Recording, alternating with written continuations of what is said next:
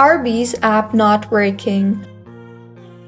Hello everyone, I am Bishaka and welcome to our channel. I will take you through the step-by-step process on how to fix Arby's app not working. Now, let's get right into the tutorial. Firstly, go ahead and make sure you are using the latest version of the application. To check, open App Store and tap on the search bar and search for Arby's. Make sure the app is updated to its latest version for the app to function smoothly. Mine is showing open here, which means the app is up to date. If not, it would show update instead of open. See if the issue is fixed or not. If not, launch the settings application on your device. Now, tap on General and then on iPhone Storage.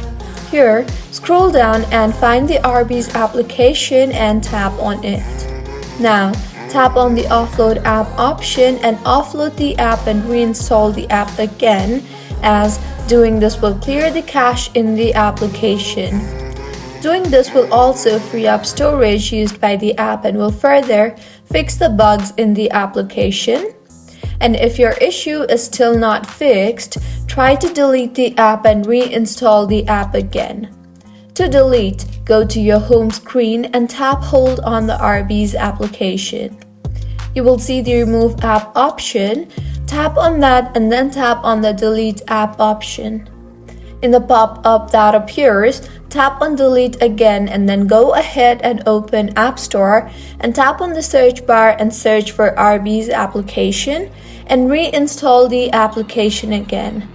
Now, wait for the download to complete, and once completed, open the application and use the application further, and your Arby's application should be working just fine by now.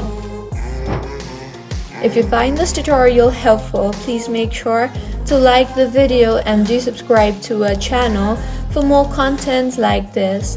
Thank you for staying with us until the end.